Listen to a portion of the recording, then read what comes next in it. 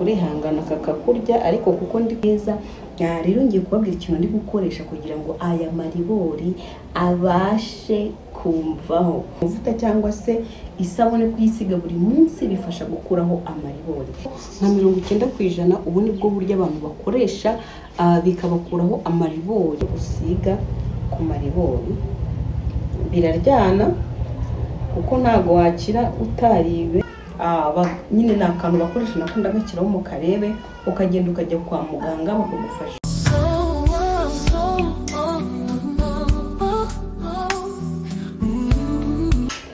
Hello nshuti zasonjera mumeze mute? Ndizera ko mumeze neza. Umva uyu munsi rero ku bantu mwari muzi murabizi ko mu minsi ishize narapostinze ndababwira ngo mfite ikibazo cy'amaribori menshi atuma ntambara akantu akagasengre nk'akanambaye. Nkuko muri kubibona rero murabona, kugira ngo ubu muyabone nuko mwitegereza neza.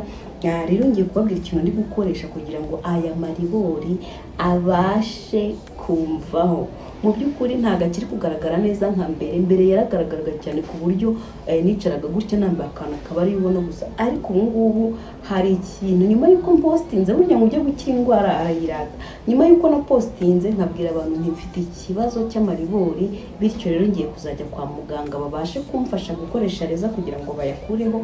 Ariko birahenze cyane kandi biraryana. Abafana banjye n'abandi bantu bamba hafi bangira inama, bamwe bakajya bambwira ibintu bimwe na bimwe ngenda nkoresha. So rero ngiye kubabwira ibintu bari kumbwira nkakoresha kandi bimwe muri byo byakoze rwose. Murabona ko ntago akiri kugaragara nka mbere, ari kuvaho. Ubu rero tugiye gutangira mbabwira, niba ugifite amaribori wowe akiri matoya, ngiye kubabwira ibintu wakoresha. Wumve iki kiganiro cyose kugira ngo wumve ikintu cya nyuma bandangiye ndi gukoresha kikaba kiri kumfasha rwose amaribori akaba ari kugenda amvaho. So guys, ikintu cya mbere rero ugiye gukoresha ni gukoresha amavuta ya shibata rwose murayazi. Aya mavuta cyangwa se isabune kuyisiga buri munsi bifasha gukuraho amaribori. Ikintu cya kabiri ni gukoresha amavuta arimo vitamine E. Ubwo twasaba nk'ayo twasanga muri mu mafarumasi za bio oil. Mu gihe ugifite amaribori akiri makeya rwose, ibi ngibi byagufasha kugira ngo amaribori yawe agabanuke. Ikindi ni gukoresha amavuta ya aloe vera, igikakarubamba. Ku bantu bafite igikakarubamba rero amavuta y'igikakarubamba ni meza cyane kuko afasha mu gusana uruhu. Kuko ubundi kugira ngo amaribori aze nuko uruhu rwarabaye elastique.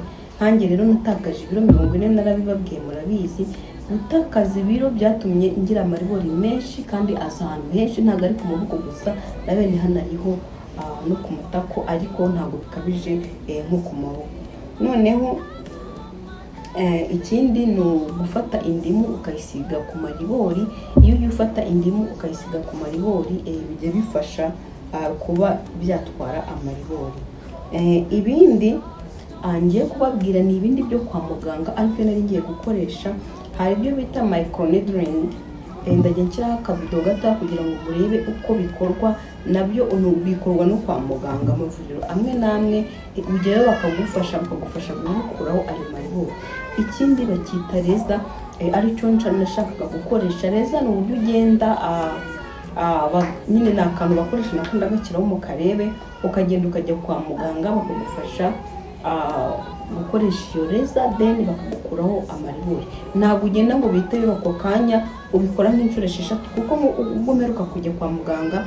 Murebe kuri TikTok yanjye nagiye kwa muganga njya ku ivuriro, mbabwira ibiciro kuko bambwiye ko session imwe ari 178 172,500 kandi nari nyine session 6 kandi ubwo ayo mafaranga nuvuga ngo ni part imwe.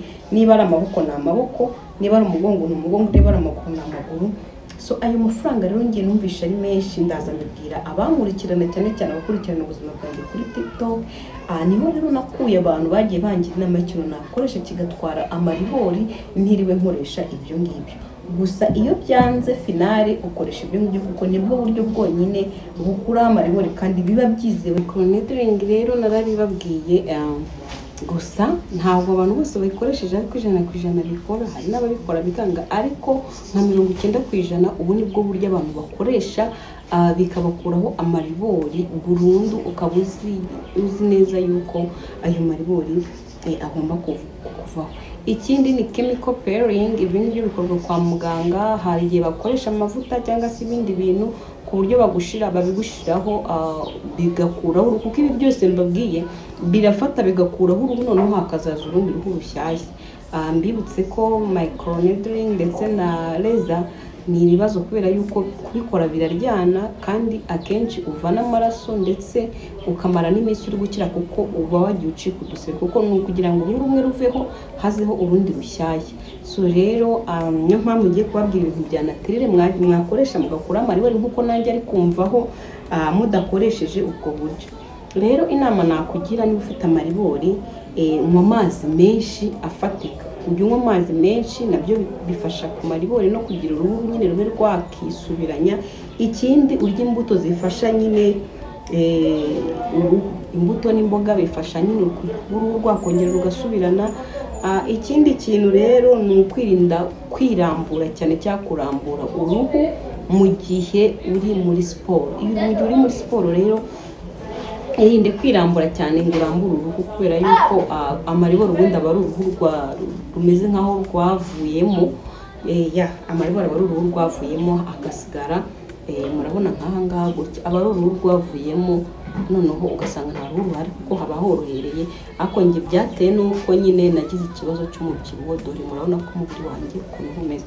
So rero ngiye kubabwira bwa buryo mugiye gukoresha burabakuraho amaribori vuba, kandi nanjye nibwo buri kumfasha. Umuntu wabumbwiye ndamushimiye cyane, yarakoze kuko hari icyo biri gutanga.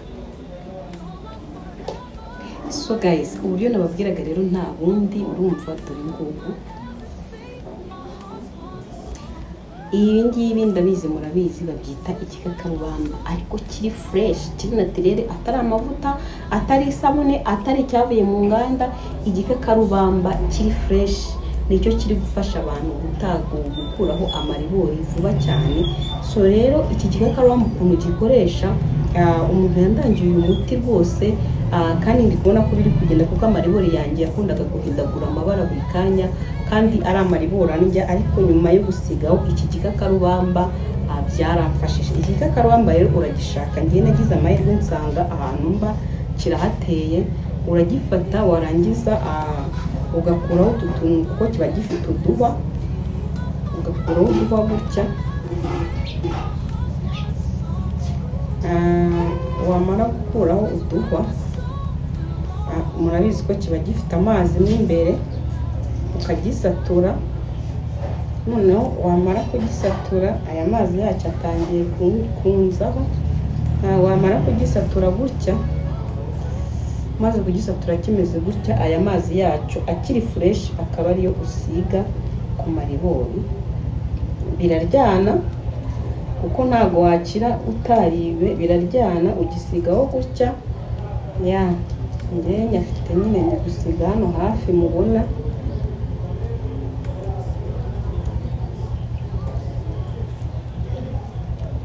urumva. Ukagisigaho gutya, wamara kugisigaho urategereza hagati y'iminota 30. Urumva biba biri kukurya, kuko biba biri kuryana nyine, urihangana kakakurya.